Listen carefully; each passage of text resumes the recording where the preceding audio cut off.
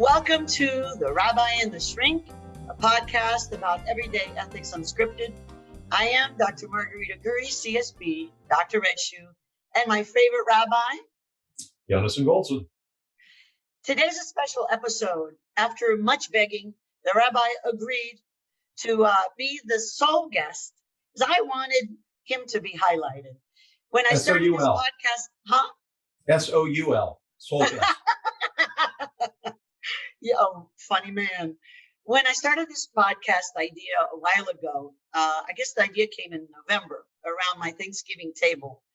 And I thought I have to do something to help people think better and act better in America and maybe globally. We want global domination for ethics and graciousness in the You're the one, doctor. You're the one to make it happen. Thank you, sir. So I thought, I'm going to do this. And I thought, you know what? If I'm going to have any partner in the world, it's going to be Rabbi Yonason. So I'm here to say I am delighted and honored that not only did you say yes to joining, but we've made this a go. We're now in double digits. We've done around 26 episodes now, and I am just delighted. Rabbi, I wanted to start off by saying the thing I love about you the most is that you have this clarity and wisdom. And we're living in a time when compassion and intellect seem to be split, especially in the world of ethics.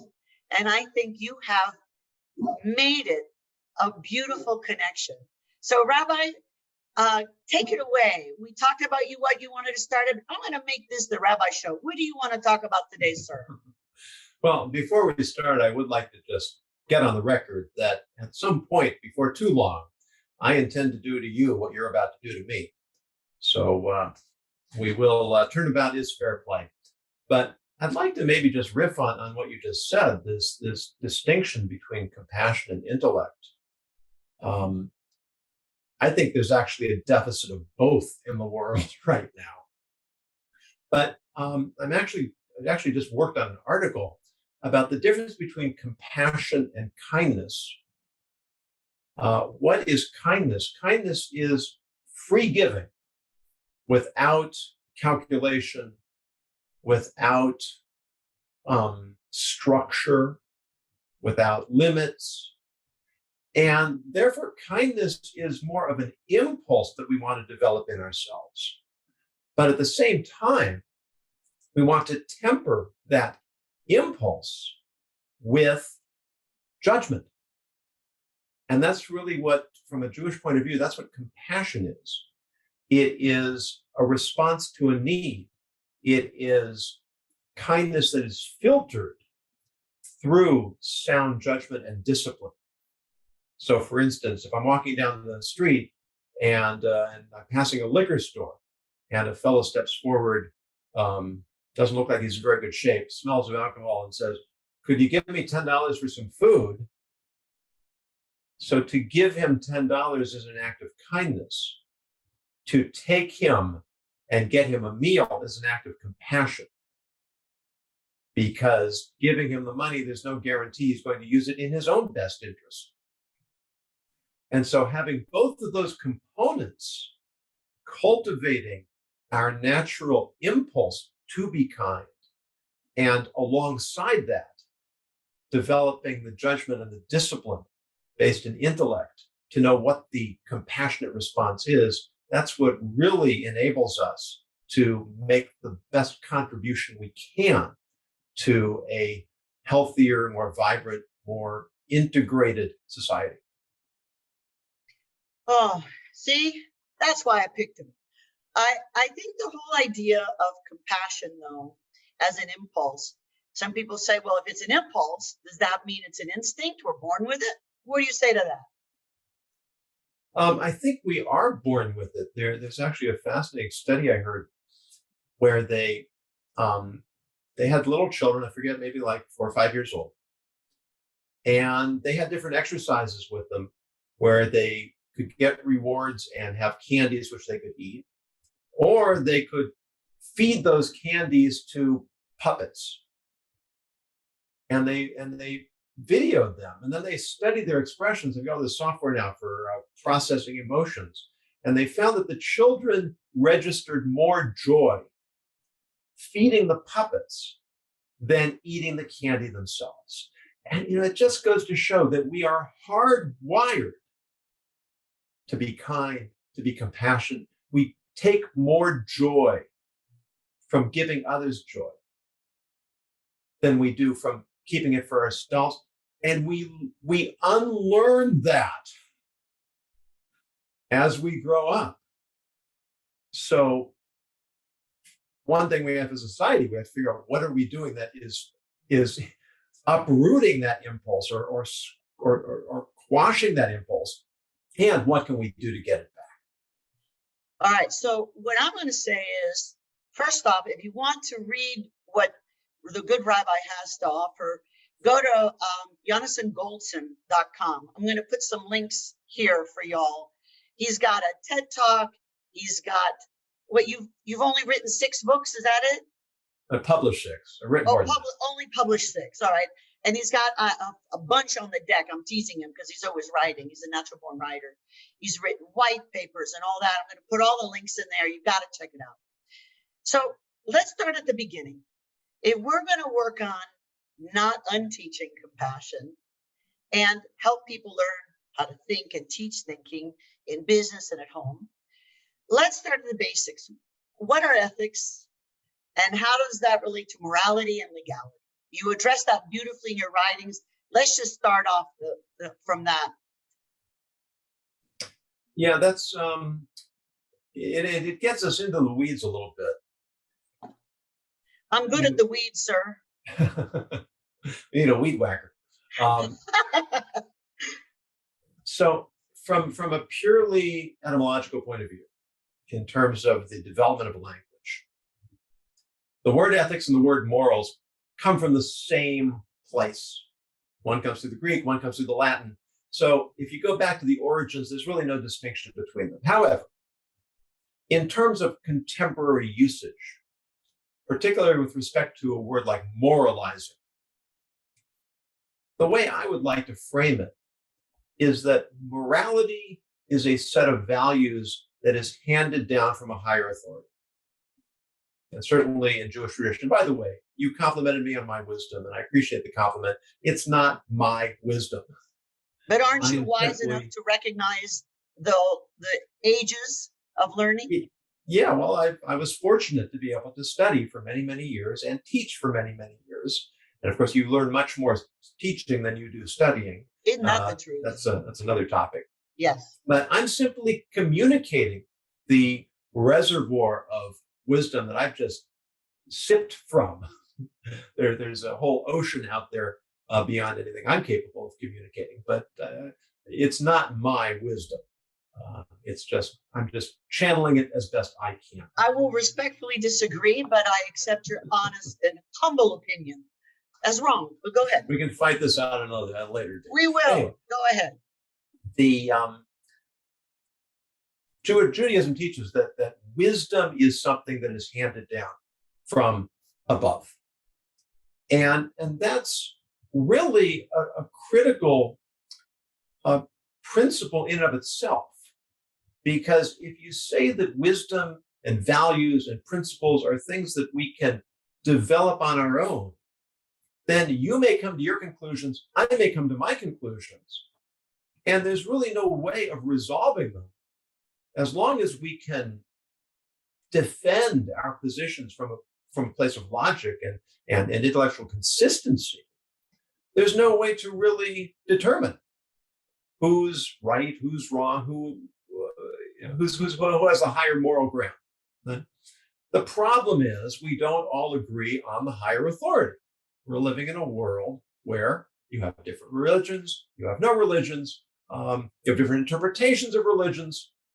And so we simply have to deal with that reality. And that's where I think that ethics is really of primary importance.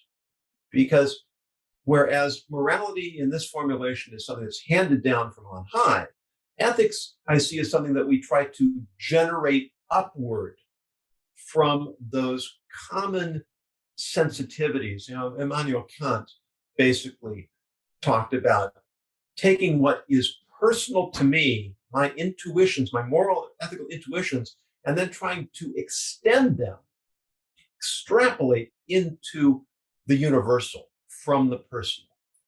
And while that system doesn't work 100%, I think it's a useful model for us to come together, to have these kinds of conversations, which is why we're having this podcast, so that we can try to find that common ground. We can try to articulate common values and work together to create a kind of ethical discipline that will serve all of us together.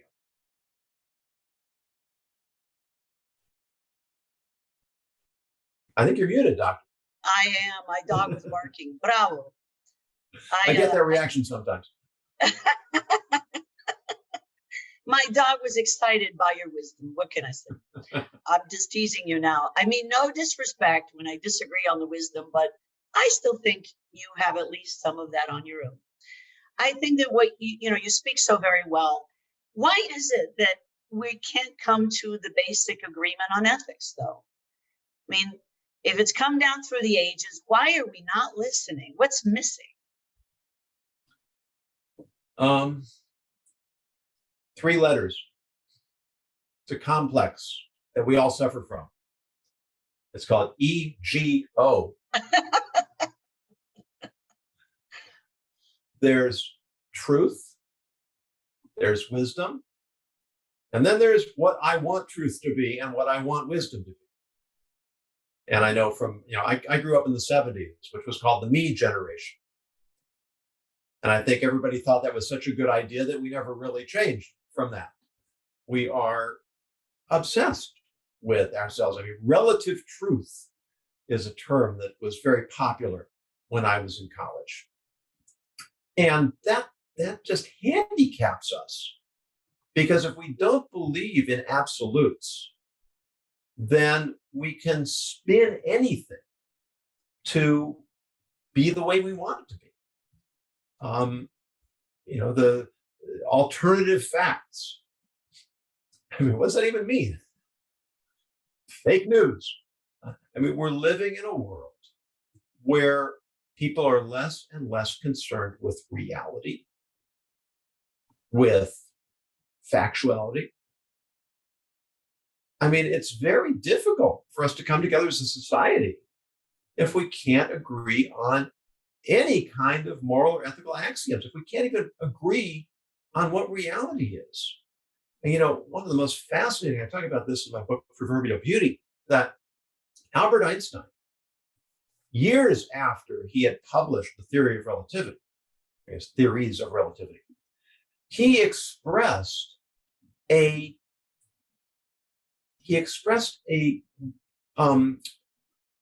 what's the word I'm looking for? He regretted that he had actually promoted this philosophy because he saw what was happening. That once the world saw that physical reality is relative, it was only a short step towards moral relativism.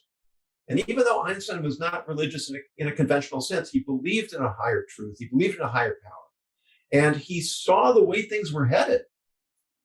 And how many decades ago was that? I see in the note, Kimi's asking, is there a difference between fact and truth? That's a really fascinating question. And reality, fact, truth, and reality. Yeah. Certainly there's an example. One of the great thinkers of the last generation, Rabbi Eliyahu Dessler, he talks about how the Hebrew word emes, which we translate as truth, does not literally translate. And one of my rabbis gives this example: that if you're standing on a street corner and somebody comes flying past you, running breakneck speed, and a moment later somebody else comes by holding a knife and says, "Which way did that guy go?" What do you say?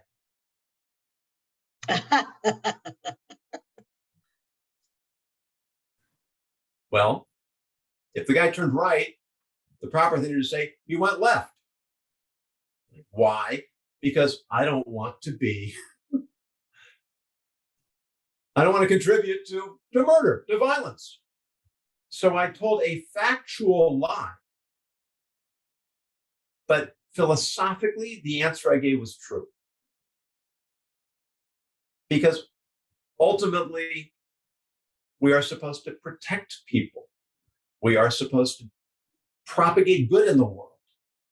We are not supposed to contribute to violence or harm. So in this particular case, the factual answer was the false answer because it takes the world in a direction that is not the direction we should be going. The non-factual answer is the true answer. Now, of course, you have to be very careful with this because this can lead to the kinds of rationalization where the ends justify the means, and we don't really believe that either. So there's a tremendous amount of nuance, and this is why we've said again and again, there's no app for being ethical. Every situation is different, and we have to develop our moral muscles and our ethical mindset so that we can grapple with these gray areas, because that's what it means to be ethical. Wow.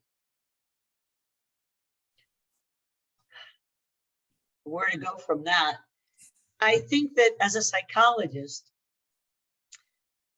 I know how easy it is for us to twist facts and to see things from our own, not only bias, from our desperately needed way of looking at the world. That it's not my fault, it wasn't my mistake, that it was all mom's fault or dad's fault or whatever. I do believe that it takes a lot of courage. And I love the idea of you encouraging us all to have better ethical muscles. What can we do to get stronger in this post-COVID return as we morphing? And Kimmy had a specific question. Determining how to handle coworkers or associates who hold varying degrees of commitment to social community infection protection. That's a reality, but it's based on facts and science. What do you suggest people do about that?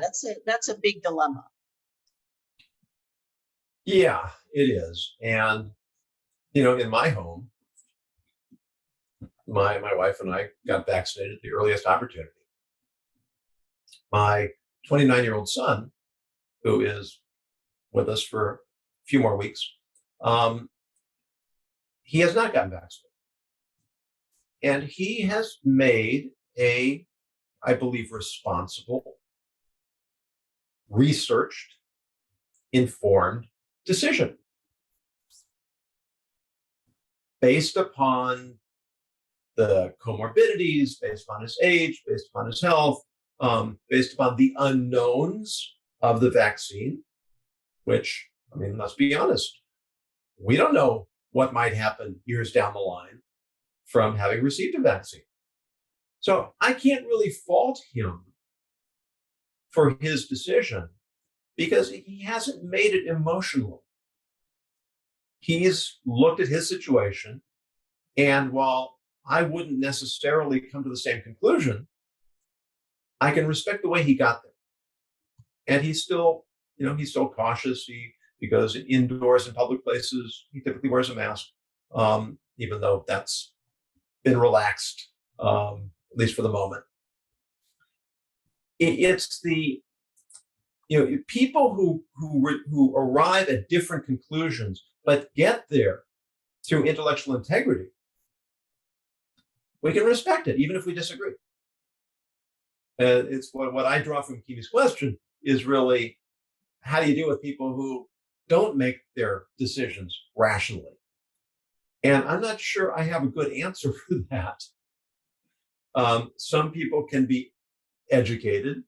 Some people don't want to be educated. And then we have to make decisions.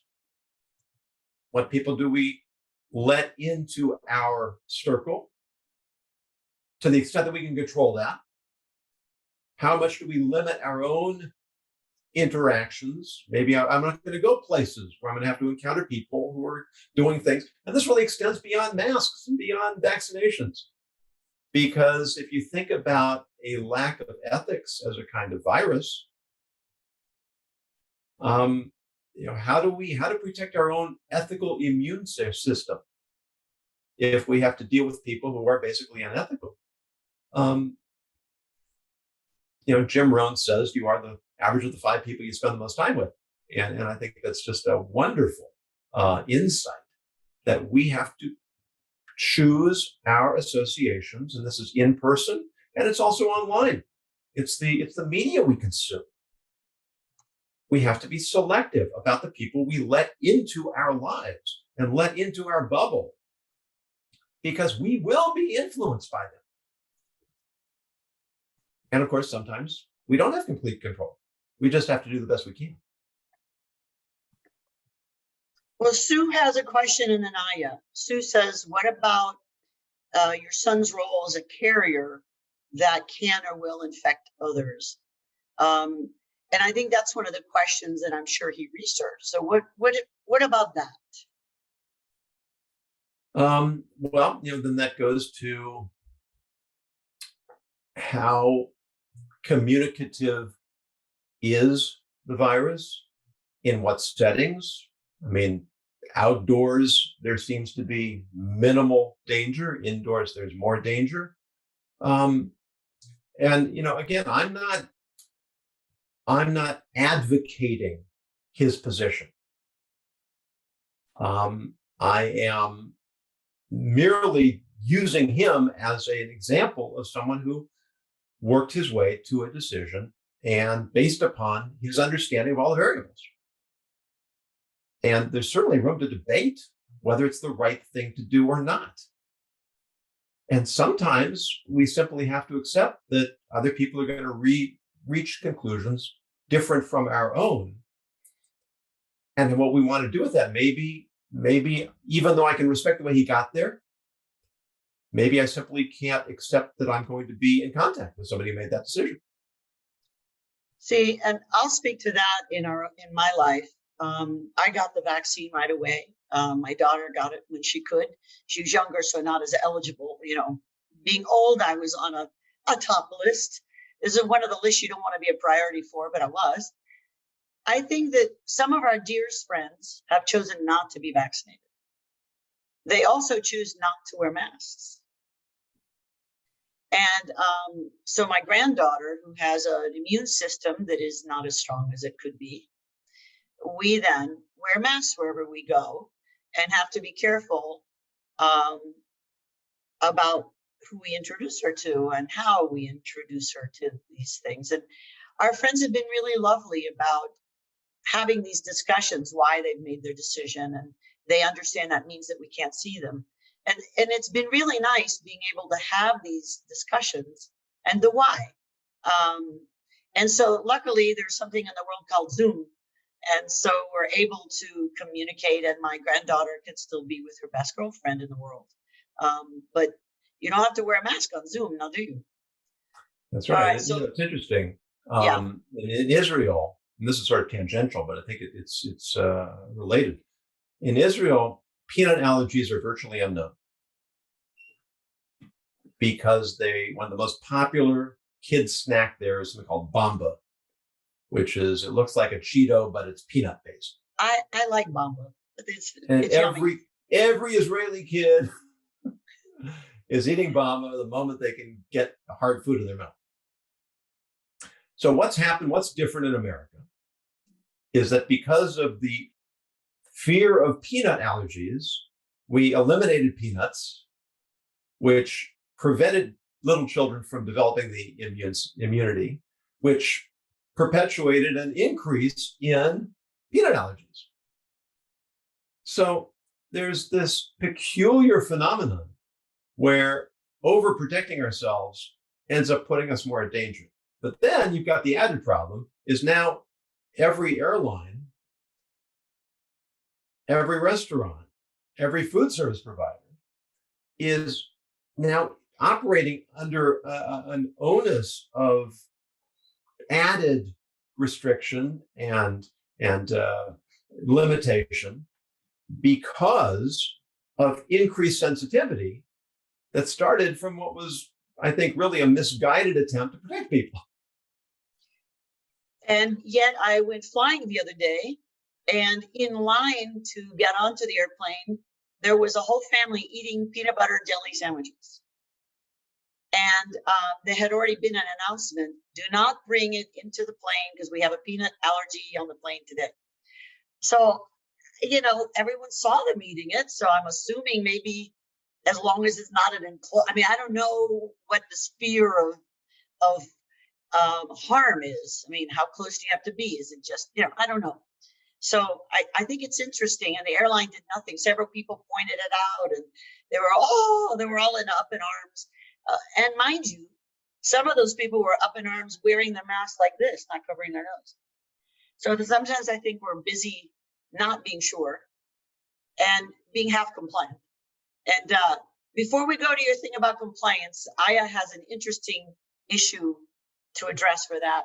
Do facts and truth relate to our assumptions and beliefs, or how do they relate? Facts and fiction and truth relate to our assumptions and beliefs. This actually gets into a really interesting discussion. I heard Jordan Peterson talking about this, that we have so much sensory input coming at us every moment that if we would have to process everything, our brains would simply shut down. We couldn't handle it. And so how do we handle it? Our subconscious mind, based upon our experience, based upon all our past, subconsciously, we choose what to filter out and what to pay attention to. And that means that we aren't seeing everything. We aren't perceiving, we aren't processing everything that's coming at us. And maybe there's something really important that our subconscious has chosen not to recognize. So we literally can't see or can't perceive what's in front of us that might be very important.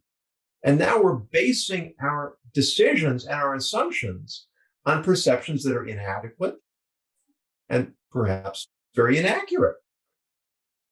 So it's really the willingness to hear, to see, to listen, to expose ourselves to ideas, to input that takes us outside of our comfort zone, that challenges our preconceptions. I mean, this is all why it's so important that people from different political points of view talk to each other and don't simply shut one another down because you're one of those, I'm one of these, we can't talk to each other, I'm right, you're wrong. Again, my own origin story of graduating college with a degree in English, going hitchhiking across country, going backpacking across Europe, ending up through a strange series of events in a religious seminary, and discovering that this rabbi who looked like an anachronism from 18th century Europe sounded like a professor of philosophy at Johns Hopkins University, which turned out that he was. And he shattered my stereotypes. And he forced me to consider a whole worldview that I never would have chosen to look at if not for being put in that situation or ending up in that situation, and at least having the willingness to consider ideas and points of view that were very much opposed to my own. And that changed the whole trajectory of my life. And I discovered that that's essential to the whole Jewish tradition. We have two great schools of learning 2,000 years ago. And they had very different perspectives. And history says that when they debated in the study hall, they became so impassioned, it was as if they fought with swords and spears. But when they left the study hall, they were friends because they respected each other. They understood one another because they made the effort to understand one another. And so we still study their debates And it has direct relevance to our way of life because of the intellectual integrity that they both had. And that's what lays the moral foundations of our whole system. Well, Aya makes a comment in terms of science. This reminds me of logic from the proof of contradiction. Logic from the proof of contradiction. Well, sure. I mean, the term that I encountered recently is constructive disagreement. Right. That when the high court would rule on a capital case, and you had 23 sages, 23 judges, and you needed a supermajority, because we want to be very careful before we give anybody the death penalty. But if every single member, if they had unanimous consent that the defendant was guilty, they would not give the death penalty. Because if nobody can find an argument in this person's favor, we don't trust our own objectivity. We suspect some unconscious bias in ourselves, and we would rather let a likely person go free than take that tiny, tiny chance that we have overlooked something and would be condemning an innocent person to death. Wow, that's a whole different point of view, isn't it? When I was, I'm Catholic, so I was getting confirmed. The priest, Father Juan Sosa, made us all go out in the community and find somebody that we disagreed with vehemently on one topic, and then interview them and come back to class and present it lovingly. He said, because you cannot be part of the Catholic Christian community unless you can speak lovingly about someone's opinion that is 100% opposite from yours. And he said, 1,000%, it doesn't matter. Find someone that you feel like you want to silence and get to know them. And I think that he might have been Jewish in another life. Who knows, right? That was pretty good. All right. So from Jenny, we have, please talk about how the untruths or partial truths that we're fed by government agencies, or the media affect us when trying to determine how to grapple with ethical decisions. Yeah, that's really a powerful question. Because the best lie, right? As an ethicist, I'm going to teach you now how to lie. The best lie stays as close to the truth as possible. In fact, the best lie is when you actually say the truth in a way that makes it sound like you don't mean it. So if somebody accuses me of stealing, did you steal that? Oh yeah, I stole that. That's the best lie, because I told the truth, but I made it sound like I didn't. Right? If something is too far-fetched, if it's too far from the truth, then it's easy to disprove. It's easy to dismiss. But when you cherry pick the truth, when you only take those facts and those arguments that support your position, this is why we have these passionate debates about what's best for the planet. We're talking about something like climate change. Well, there's what's his name? Michael Schellenberger, I think. He's one of the most prominent and passionate advocates for addressing climate change. And he says the people who are doing the most harm to the climate change movement are climate change zealots, because they are overstating the case. They're misrepresenting the facts. They're not authentically making the argument that's going to convince people. And so what they do is they discredit the entire movement. So you really end up doing more harm than good, even if maybe I can win this argument in the short term. Maybe I can make my agenda look like there's more to it. But it's like anything else in ethics. You can win a small battle by being unethical, but chances are you're going to lose the war. And that the short-term gains are generally going to be dramatically offset by long-term losses. Whereas with your ethical, it's just the opposite. It might appear that you're sacrificing something in the short run, but you're going to gain so much more in the long run.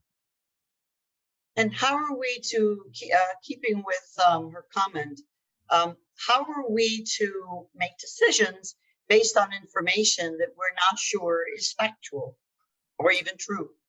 That's hard, and it's getting harder because the media outlets are getting increasingly unreliable. For years, my conservative friends gave me grief because I listened to NPR, and my liberal friends gave me grief because I watch Fox News. And I said, it's the best I can do to try to get some kind of a balance. Well, now I hardly listen to either one of them because it's like they're reporting on two different planets. You can't even recognize the same story. I mean, I posted a video a couple of weeks ago about 3 headlines from 3 different news outlets on the same event. That sounded, it's like they were in 3 different places at 3 different times. I mean, it's there is some hope in alternative media. It takes a lot of time and effort to seek out the podcasts, to seek out the independent sources that are reliable, and to invest the time in actually following them. But either we do that, or we simply have to reserve judgment because we can't be confident in the information that we're being fed. Well, Sue had a good solution. Find some people you've grown to respect and listen to them. Yeah, I mean that's thank you, Sue, because that's I should have said it as simply as that. It's all about trust. And again, this is another element of ethics. If I'm seen as being ethical, I will be trusted. And as long as I continue to earn that trust, then I have the opportunity to positively influence others. And if I find people I trust that are trustworthy, then I can listen to them. I can accept what they have to say in good conscience and base my decisions on them. But that requires a certain amount of continual reassessment because some people can start out with good, they can start out trustworthy and they may not always stay that way. And it can happen to all of us. That zealot kind of thinking is amazingly blinding, and sometimes it's insidious. We don't know what's happening. Sue goes on to say, we've gone from reporting what happened, deciding how to support the interpretation of what we want to see as what happened. And I think that we often it's confirmation bias. We want to confirm that what we think, believe, and want is real. Yeah, and it's, it goes back to the ego. Once I make a commitment to believe in something, and especially once I've said it and once I've defended it. I mean, have you ever been in the situation where you're having an impassioned debate or discussion or argument, and you're getting a little heated, and suddenly it dawns on you that you're wrong? Yes. And it's happened to me. Yes. And what happens in that moment? It's very likely we double down and we start arguing our case even harder because I don't want to look so foolish that I made this impassioned case for something and now suddenly I'm saying, oh, you know what? I got it wrong. It's that fear of being seen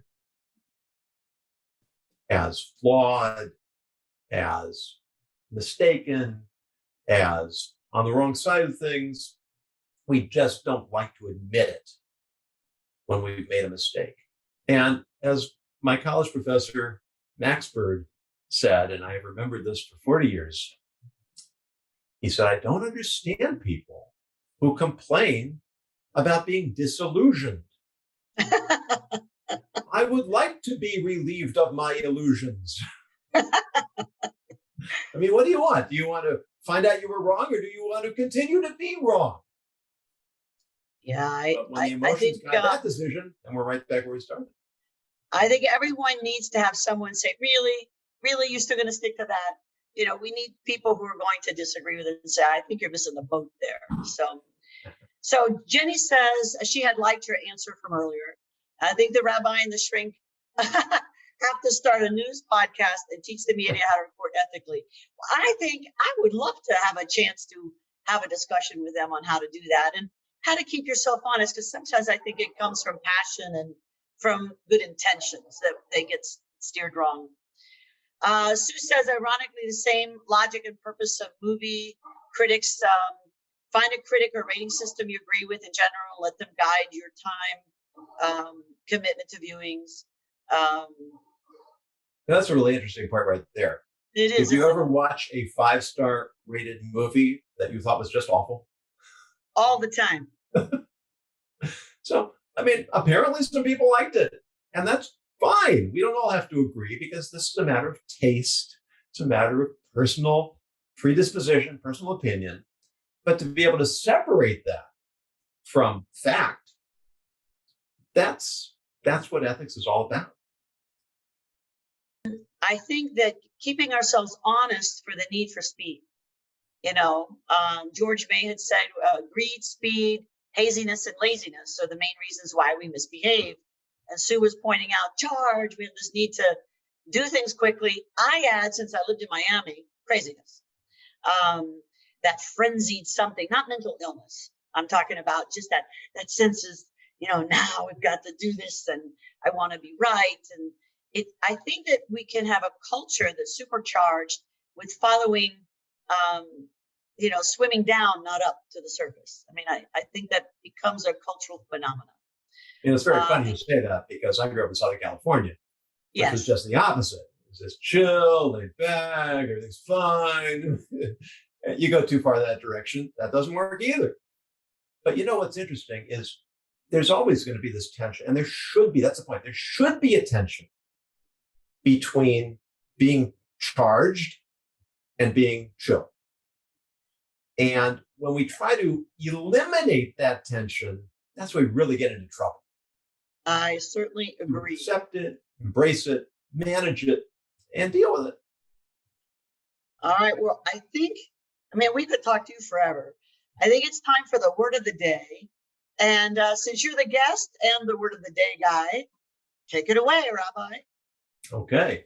Well, it actually fits very well into our conversation. It does, doesn't it? It is timely. A nucleus. So everybody knows what a nucleus is. It's the center, it's the core. Some things don't have a nucleus. And a nucleate means lacking a nucleus. And it's interesting because in biology, the red blood cells in our bodies, in mammalian bodies, they lack a nucleus. And that's actually beneficial, because our capillaries are so narrow that if there were a nucleus, the red blood cells wouldn't be able to fit through them. Because they lack a nucleus, they can stretch out, they can elongate, and they can slip through. So what's that nucleus at the heart of most human beings? We're back to the ego. It's that sort of hard core that makes us inflexible, that prevents us from adapting, that gets us stuck so that we can't get through those narrow or those difficult passageways. So while it is very important to have a sense of self, it's also important to understand how we are part of something bigger than ourselves.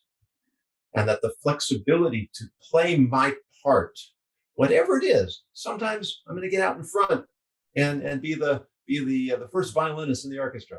And sometimes I'm just going to be, the member of the choir, adding my 2%, so that we can all together create beautiful music. And the ability to be flexible, to accept the role that's the right role for the right person, the right time. That's really how we make the greatest contribution and ultimately fulfill our own self potential and sense of purpose. I was muted again, sorry. As my mother used to say, and sometimes the best way we can contribute is to be a good member of the audience, to behave well and to let them do their thing without the noises and the distractions. And I think that sometimes we feel that if we're not front and center, that we don't have a role, but everyone, as you pointed out, indeed has a role. That was terrific, Rabbi. I love the way you said that, by the way. Pardon? I love the way you just said that, because it took my point a step further, that what's the point of performing if there's no audience? Absolutely. And Sue has a question. That is a topic for another day, and I think it's a good one. How do you know what role is right for you? You asked that. It was brilliant. I think we should do that again. How do we know what role is right for us and in what contexts, right? Yeah. So that's interesting. It is an important question, and we will save Thank it for you, another. Sue. It will. All right. So now, Rabbi, I think last Doctor words of wisdom, sir. I was going to say it's up to you to have the last word. Well, yes, and I will say something, but is there some last thing you want to say? We don't want you to end on the word of the day and the reaction to that. What's one thing you want everyone to go home with, a takeaway?